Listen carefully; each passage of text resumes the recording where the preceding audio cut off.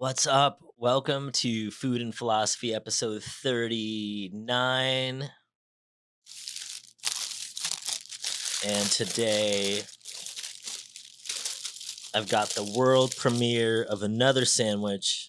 This one made with Marshall Faulk. So for those of you that were at the Ike's Influencers event in Del Mar, and this one is turkey, bacon, cheddar, American, and then Marshall has this thing called Dirty Ranch, which is totally in alignment with Ike's. This is Marshall's Cajun Club for Marshall Falk, number 262. It's not available anywhere but in the San Diego area.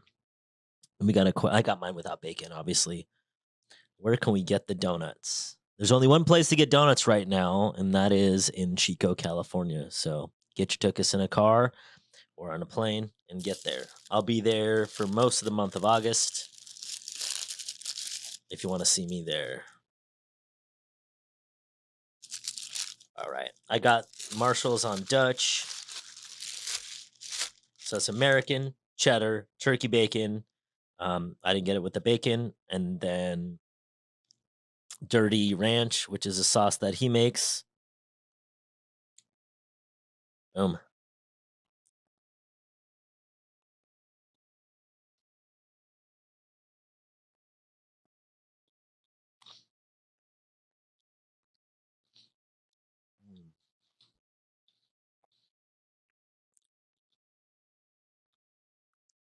Personally, I would almost never order a turkey sandwich. People know that about me. This sandwich is so good.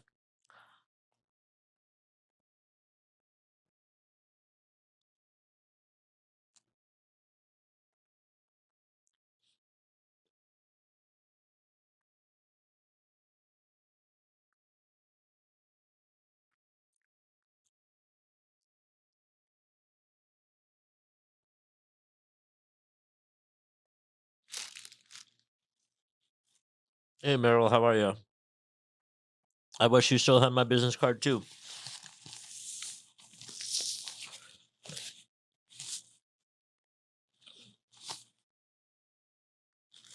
Mm.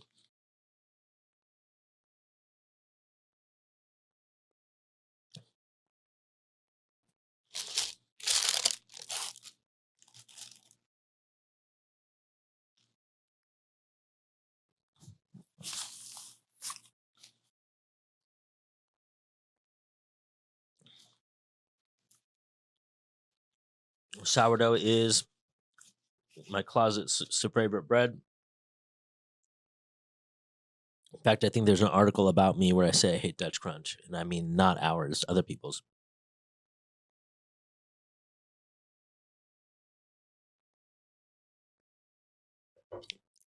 I would like to thank the folks at Good Idea. We recently struck a partnership with them. You'll see them at the Ike's all over. And so we're starting a new book.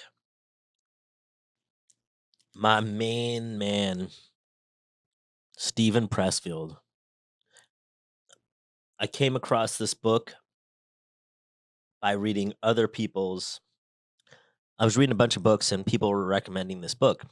A lot of people recommend this book, so I got the book and I went to go listen to it. And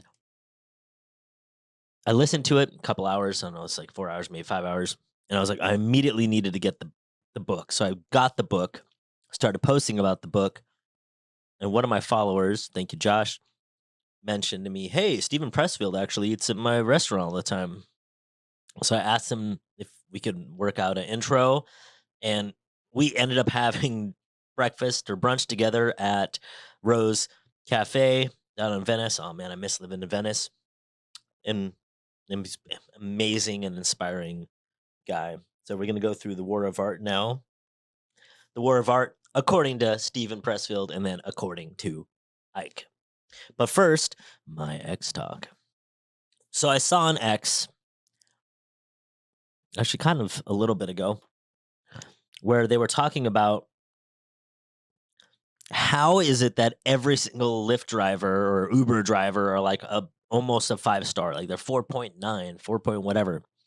That's not possible. People are literally just not even rating their drivers, not even comparing them to anything, which is the exact antithesis of how we see society rating people. You'll look at people in the business. Oh, I went there and it was great, but it cost whatever, $1 more than it should have. So 3 stars. And then we see people, if I could give them 0 stars, I would, but I have to give them 1 star. And other things where they're really, really, really nitpicky saying about businesses and restaurants on how they review. Like they would never give somebody a 5 out of 5 stars at a restaurant unless they were freaking wowed. But then every single Lyft driver I've ever had in my life for like the last 3 years, I know that was an oxymoron, for the last 3 years is a 5-star. No way. We needed to normalize actually reviewing the driver based on their performance. If you're going to the airport and the mofo sees that you're going to the airport and still goes 65 miles an hour on the freeway or whatever the speed limit is, that person's not 5 stars. I don't care what anybody says. 5 stars would be they got you to the airport going like 72 miles an hour or whatever, something like that. Or they're taking their sweet time. Yes, totally. If you're not in a hurry, they could totally take their sweet time. But unless that's the case, your ass shouldn't be giving them 5 stars. So basically, the tweet was something to the extent of normalize actually reviewing your damn car drivers because it would help not just you, but everybody. If you got somebody and all of a sudden was like, oh, this guy's 4.6, but I need to go to the airport. Hell no, I'm canceling that ride, right? You don't hook a person up. And the thing is, I had like, even today, the person that picked me up today was 5 stars. And I'm going to go here, pick up some food, and then I'm going to go to a place. And he's like, oh, sorry, I don't do two pickups. Well, I'm like, I don't care what the hell you do or you don't. I didn't say this, but I was like, I don't care what the hell you do or you don't do. The app lets me do it, so I don't care what you do. And basically dropped me off at the first spot.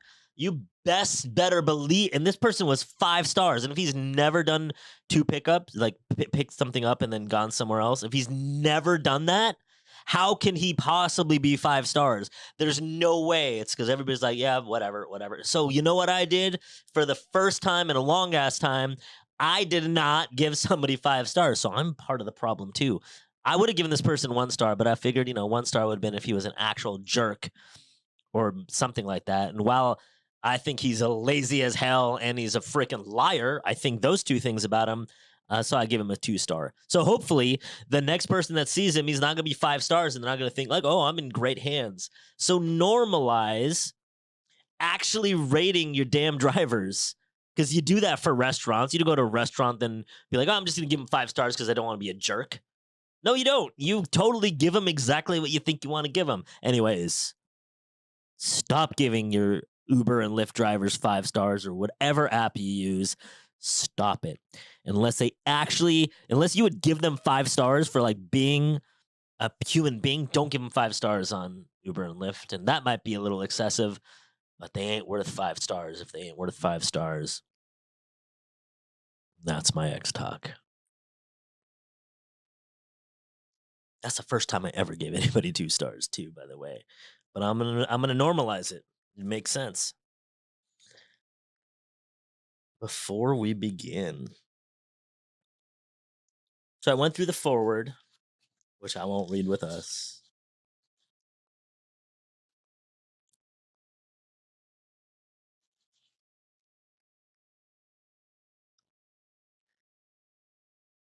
I'm gonna read some parts of the forward, actually. I lied. Hey, what's up, Luke? Hey, what's up, Francis? Stephen Pressfield wrote The War of Art for me. He undoubtedly wrote it for you too, but I know he did it expressly for me because I hold Olympic records for procrastination. I can procrastinate thinking about my procrastination problem.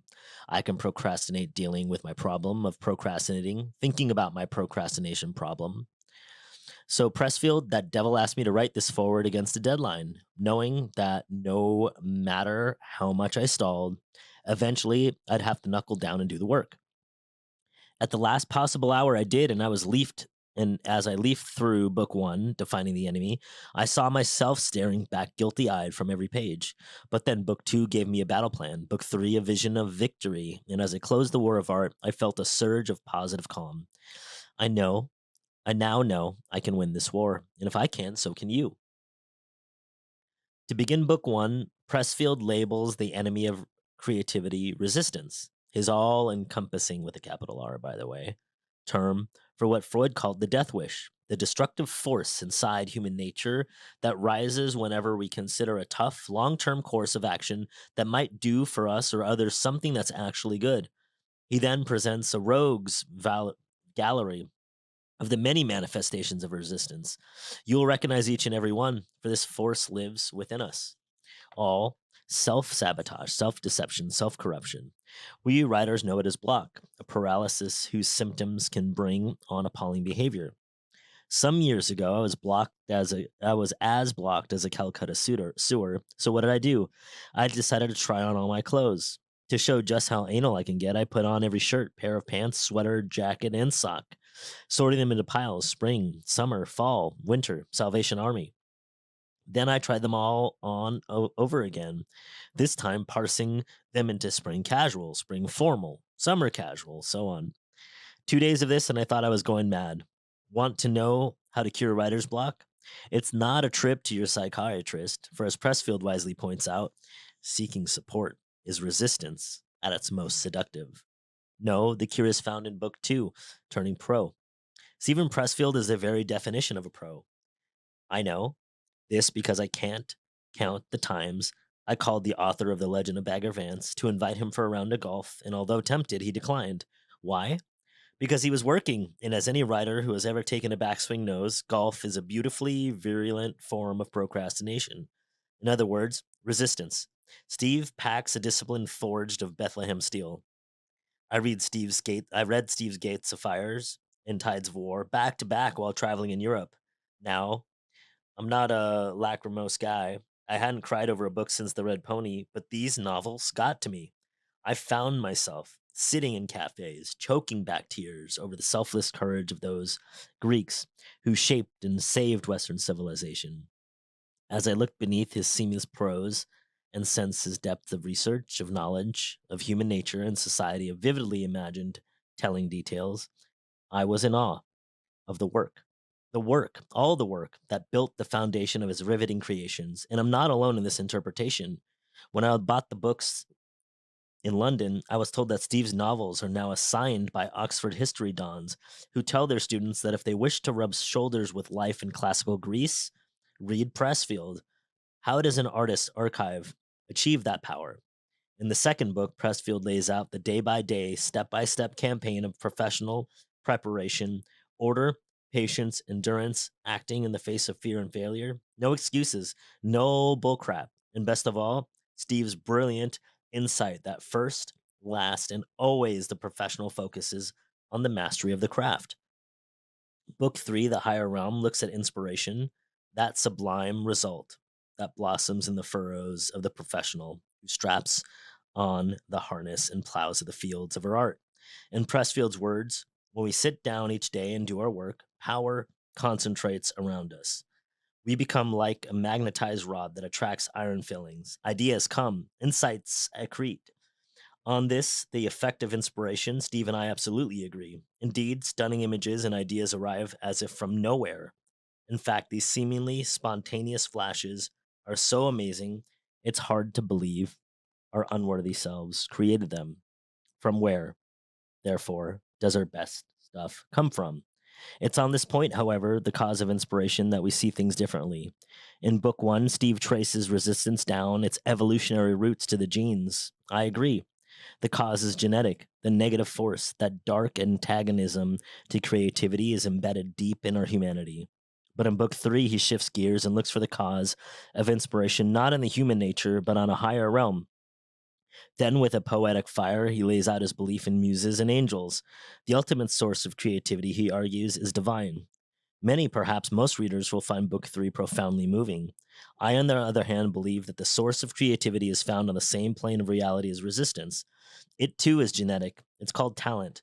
the innate power to discover the hidden connection between two things, images, ideas, words, that no one else has ever seen before, link them, and create for the world a third, utterly unique work. Like our IQ, talent is a gift from our ancestors. If we're lucky, we inherit it. And the fortunate, talented few, the dark dimension of their natures will first resist the labor that creativity demands. But once they commit to the task, their talented side stirs to action and rewards them with astonishing feats. These flashes of creative genius seem to arrive from out of the blue for the obvious reason they come from the unconscious mind. In short, if the muse exists, she does not whisper to the untalented.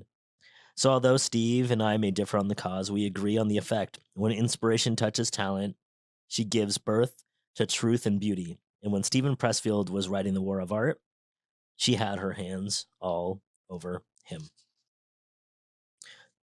So, before we begin,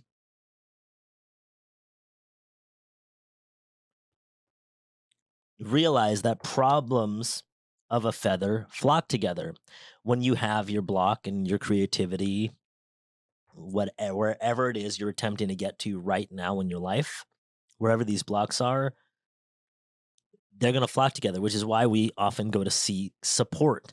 And the people that listen to us, that receive us, the ones that we go to the most, are the ones that have similar problems. Because those that agree with your problem help you to stabilize the experience. This is based on the observer's theory. Having your experience confirmed by a third party, it generates you having even more of these problems. Talking about, dwelling on, or trying to figure it out is not the way to get out of it. Not the way to get out of your resistance, and not a way to seek support.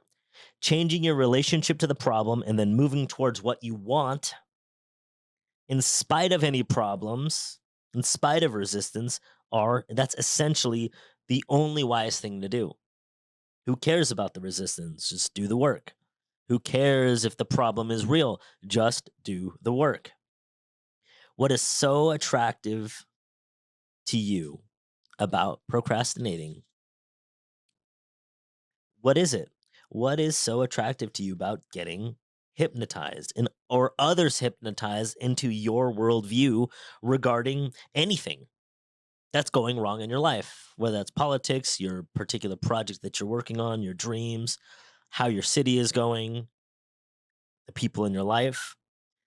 Why is this attractive to get them like, oh yeah, I'm on your side? Talked about sympathy and empathy pretty recently with you and over again. Why is this attractive to you? Is it helping you? What is it helping you confirm about yourself or about your life? About which things do you find yourself routinely looking for support about and seeking it too? Which things are you resisting in these areas that you need to seek support about? Because we can only ever resist what we have or the things that we're experiencing, not something that we don't have. It's never going to be something that we do not have or we do not experience. What I do, I get up, I take a shower, I have breakfast, I read the paper, I brush my teeth. If I have phone calls to make, I make them. I've got my coffee now. I put on my lucky work boots and stitch up the lucky laces that my niece Meredith gave me. I head back to my office, crank up the computer. My lucky hooded sweatshirt is draped over the chair with my lucky charm I got from a gypsy in Saint Marie de la Mer for only $8 in francs, and my lucky Largo name tag that came from a dream I once had. I put it on. On my thesaurus is my lucky cannon that my friend Bob Versandi gave me from Morro Castle, Cuba. I point it toward my chair so it can fire inspiration into me. I say my prayer, which is the invocation of the muse from Homer's Odyssey, translation by T.E. Lawrence of Arabia, which my dear mate Paul Rink gave me, and which sits near my shelf with the cufflinks and belonged to my father, my lucky acorn from the battlefield at Thermopylae. It's about 10:30 now. I sit down and plunge in. When I start making typos and know I'm getting tired, that's 4 hours or so. I've hit the point of diminishing returns. I wrap up for the day, copy whatever I've done to a disk, and stash the disk in the glove compartment of my truck in case there's a fire and I have to run for it. I power down. It's 3:30. The office is closed. How many pages have I produced? I don't care. Are they any good? I don't even think about it. All that matters is I put in my time and I hit with it all I've got. All that counts is that for this day, for this session, I have overcome resistance. Here he is setting up himself to win. All those good luck charms, whether you believe in that or you don't, has his routine. So he's got his routine, he's got his lucky charms, and he goes and he does his thing.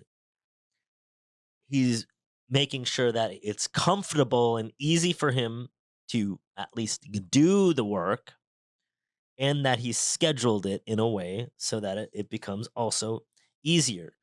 How can you make it more comfortable and schedule proof yourself so that you can begin to do what it is that you would like? What I know. There's a secret that real writers know that wannabe writers don't. And the secret is this: it's not the writing part that's hard. What's hard is sitting down to write. What keeps us from sitting down is resistance. Right now, since it's very early in the book, list out your biggest distractions in your life right now. Distractions. They could be real ones like, oh, I got kids, or they could be whatever you want to make up them to be. So list out your biggest distractions from your life, things that resistance can grab a hold of for you. Write that out in a quick 20 seconds. List out your biggest distractions. I'll give you 10 more seconds.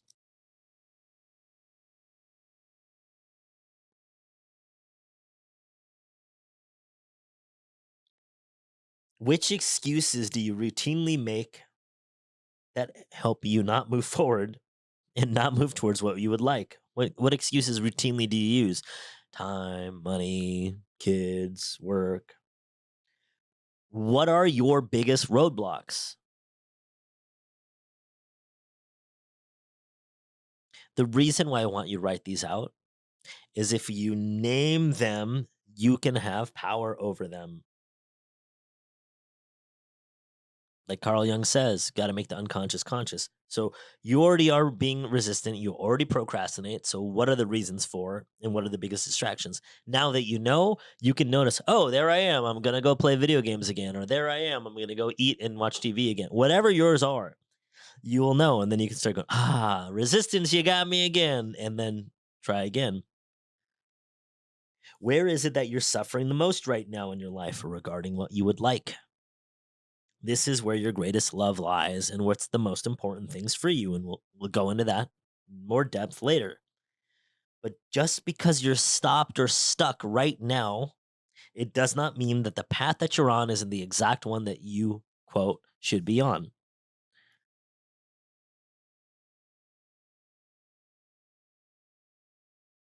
So, what's a calling that you feel drawn to? What's a calling that you feel being drawn to? Imagine yourself getting ready to do your work and moving towards this thing, this dream. So, what are some of the callings that you feel like you're drawn to do? Write these down. Know what they are. This should be your map. If you can name this, you have a way to go. And if you can name the distractions, you can have a power over your enemy. So you have power over the destination, you have power over what's stopping you now. When you get to a roadblock, think about it when you're on the road and you get to a roadblock. And I got this from one of my mentors, Michelle Masters. If there you are and you're stuck on the way to getting somewhere, if you're driving, like literally driving, or I was in a Lyft car earlier today, but have you ever been driving and then came to a roadblock and you're trying to go somewhere? Did you go, oh my gosh, I can't get there now. Woe is me. What am I going to do? Did you pull over and start wondering what's wrong with my life, and we need a new president, and we need a new governor, and oh my gosh, if only this didn't happen. No, you freaking found another way to go. But we act like when we come up to something and there's a roadblock, that it's the end of the world, instead of asking ourselves, what else can I do? When we're on a plane, I've been on a lot of planes in the last couple years, and every time they say the same thing. Hey, in the unlikely event that the cabin pressure changes and the mask comes down, go ahead and make sure every single person on the plane has a mask on, and then if you didn't die, put on your mask. No, they don't say that. They say put on your dumb oxygen mask first. So look at the things that are distracting you right now. It's probably likely because you're going around putting masks on everyone else instead of on what it is that you would like. Is there any person or charity or social cause, just or not, that's big enough for you to sacrifice your dreams for? The answer is no. And yet we still do it all the time, almost every single one of us. We'll stop there. This is what is meant by your well being is your greatest contribution to humanity. No exceptions ever. Love you. Oh, I love Stephen Pressfield. Talk to you soon.